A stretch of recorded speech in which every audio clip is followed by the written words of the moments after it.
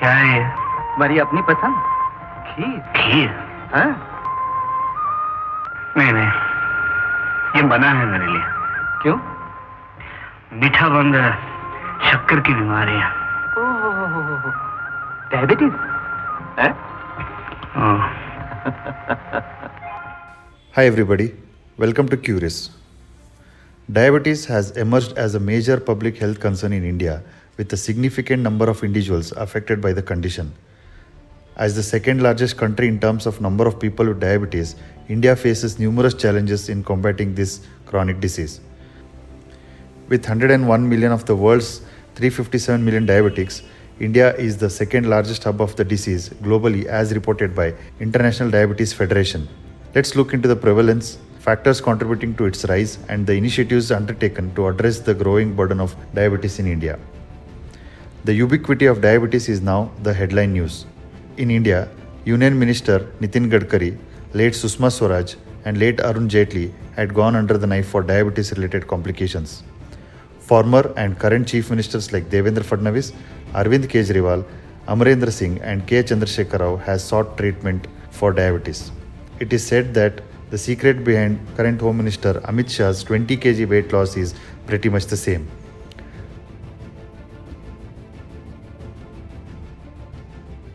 Diabetes is the condition in which sugar levels in our blood are high. When we eat, some of our food is broken down into sugar, also called glucose. Sugar travels in our blood to all our body cells. Insulin helps sugar move from your blood into your cells. Insulin is a hormone that is made by beta cells in your pancreas. Cells in your body need sugar for energy. Sugar from food makes your blood sugar level go up if it cannot get into the cells. Insulin made by beta cells lowers your blood sugar level by helping sugar move from your blood into your cells. In addition to insulin, there is also another hormone made in the pancreas called glucagon that tells liver to release stored sugar if your blood sugar gets too low or if you have not eaten for many hours, such as overnight.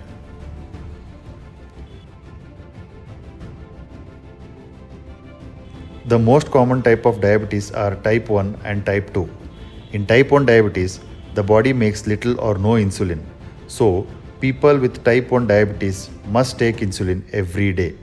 Type 1 diabetes is usually diagnosed more often in children and young adults. In type 2 diabetes, the body exhibits resistance to the insulin it produces, leading to its diminished effectiveness. Body may make some insulin but not enough. Most people with diabetes, that is about 90%, have type 2 diabetes. This kind of diabetes usually happens in people who are older or in those who are overweight. Even though the exact cause is unknown in type 1 diabetes, cells from body's immune system attack the insulin making beta cells of the pancreas without symptoms or pain. Over a period of months or years, the beta cells are killed. As a result, the body does not have enough insulin. Normally, insulin helps the cells of the body take sugar out of the blood. Cells use the sugar as the fuel. Without insulin, sugar builds up in the blood. This can harm blood vessels. It can also cause heart disease, blindness, and kidney failure.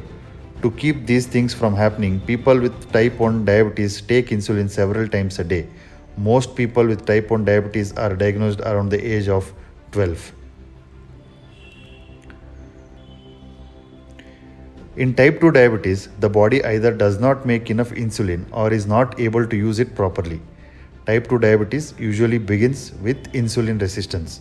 This is when cells cannot use insulin properly.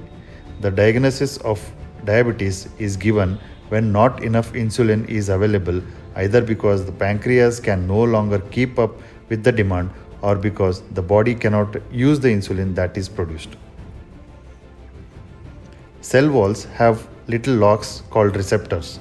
Insulin fits into those locks like a key. When insulin opens the locks, sugar is allowed to enter the cells. When the body is not able to make enough insulin, blood sugar is locked out of the cells.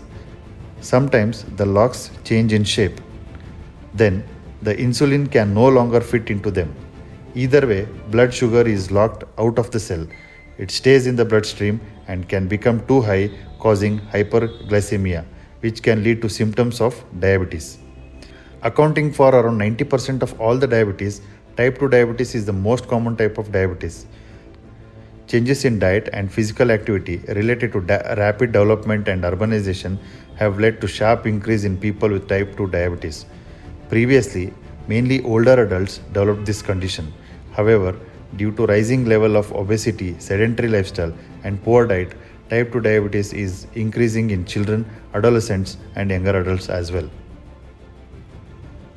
The other common type of diabetes is the gestational diabetes, which occurs with high blood glucose during pregnancy and cause complications for both mother and the child.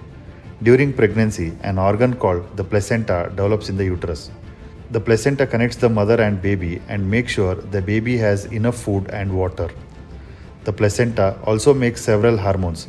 Some of these hormones make it hard for the insulin to do its job, controlling the blood sugar, also known as blood glucose. Insulin opens your cells so that glucose can get in. During your pregnancy, your body has to make about 3 times its normal amount of insulin. Gestational diabetes develops when the organ that makes insulin, the pancreas, cannot make enough insulin for pregnancy. Without enough insulin, your blood sugar cannot enter the cells and be changed to energy. This causes extra sugar to build up in the blood. However, most women with gestational diabetes will have a healthy baby. If you keep your blood sugars in safe range, the chances of you or your baby having problems are the same as if you did not have gestational diabetes. Lifestyle changes and medication can help manage gestational diabetes, but if left untreated, gestational diabetes can cause health problems for you and your baby. Gestational diabetes mellitus poses a threat to maternal and child health with potential long-term consequences. It can lead to pregnancy-related complications, including high blood pressure, large birth weight babies, and obstructed labor. In 2021, about 21.1 million live births, or 16.7%, had some form of hyperglycemia during pregnancy. The condition is more common in low and middle income countries with limited access to maternal care. Women over 45 are at greater risk of hyperglycemia during pregnancy, while women with a history of gestational diabetes mellitus have an increased risk of developing type 2 diabetes within 5 to 10 years after the delivery. Children exposed to high blood sugar levels during pregnancy may also be at a higher risk of becoming overweight or obese and developing type 2 diabetes. One of the rare forms of diabetes is called a monogenic diabetes, which results from mutation or changes in a single gene. Most cases of monogenic diabetes are inherited from a parent who also has the disorder. It accounts for 2 to 5% of all the diabetes mellitus. Monogenic diabetes appears in several forms and most often affects young people, mostly 25 years or younger. The specific form of monogenic diabetes may be called also MODI, or maturity onset diabetes of the young, or neonatal diabetes, depending on when it develops.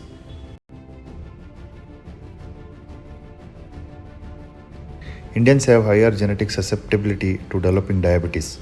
Ethnicity, family history, and genetic variants play crucial roles in increasing the risk. Rapid urbanization has led to shift in the dietary patterns and physical activity levels.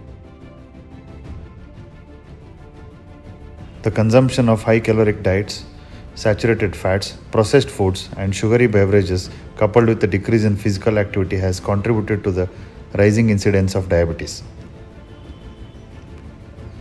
Modernization and technological developments have resulted in sedentary lifestyles, with individuals spending extended periods sitting or engaging in minimal physical activity. Sedentary behavior further amplifies the risk of developing the diabetes. Recent scientific research has uncovered a disturbing link between air pollution and diabetes. The body's ability to process sugar is impaired by air pollution, leading to onset of diabetes. India, known for its high level of pollution, has 14 out of 20 top most polluted cities worldwide. Studies have demonstrated that ultra-fine particulate matter 2.5 mm pollutants breach the protective barrier of the blood vessels, causing inflammation, heart issues, lung disease, and even cancer. Moreover, the pancreas, an essential organ responsible for regulating blood sugar levels, is particularly vulnerable to the effects of pollution.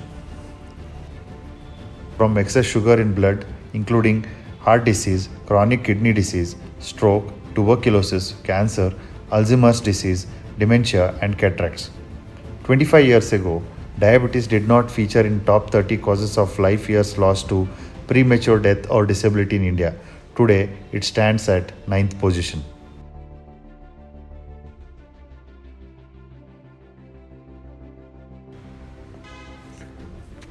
Overeating places a strain on the body as cells work harder to process the excess food. The hormone insulin signals cells to take sugar from the bloodstream and utilize it for the energy.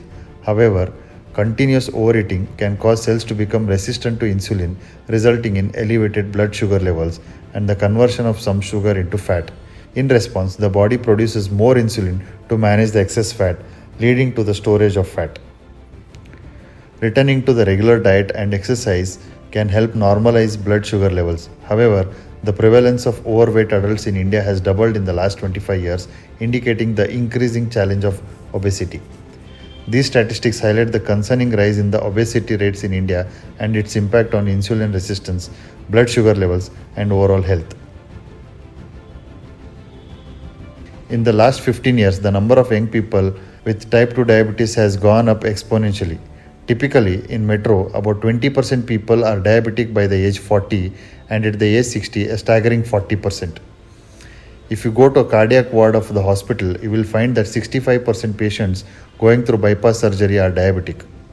Doctors now know that the major components to the diabetic explosion is rising due to metabolic changes induced by the bad diet and lack of activity. Diabetes is rising at a much faster rate in the countries like India that are undergoing economic transformation. The biggest bane for Indians is the increased intake of refined carbs. And now, pollution is the latest entrant to the list of diabetic triggers. The world of diabetes is now waking up to the complexity of the disease. It is the best of the times to be an endocrinologist now. An explosion of new research treatments, therapeutic drugs and management modalities is changing the way diabetes is understood and treated. Diabetes has become a very fertile field for research in the last 15 years with the direct clinical implications. Every day, new evidence is being produced to improve its prevention and treatment. Diabetes is a single disease for which maximum drugs are in development. A new molecule drugs are appearing every year. There are now 11 different categories of medications that work rapidly and in a number of ways to lower blood sugar levels. At the cutting edge of the research is a stem cell transplant. In diabetes, the cells that produce insulin are either destroyed or stopped working properly. Scientists are testing ways to transplant these cells into people with diabetes so that they can make insulin they need to control the blood sugar levels. Doctors call for public health policies to be directed at prevention. Doctors won't be able to do anything to prevent diabetes. Diabetes is linked to obesity. For that, you need more parks, safer sidewalks, more green spaces for people to get active, walk, jog, or exercise. Why can't the government create free gyms? Why not subsidize fruits and vegetables instead of giving away free rice to the people? Public health efforts are needed for controlling salt, sugar, and fat consumption and spread awareness about the nutrition, physical activity, safe outdoor space, and harm from alternative medicines. Even with lifelong restrictions, harsh medications, insulin injections, horror stories of blackouts, amputations, or blindness, it is increasingly possible to live a normal life with what is regarded as incurable condition. A diabetic patient's quality of life has improved dramatically. A cure remains elusive, but there is a hope. For now, India needs to focus on policy action. With increased burden of diabetes observed in every state, policy action that takes state level differences into account is needed urgently to control this public health crisis. What are your thoughts? Do let us know in the comment section below. Thank you.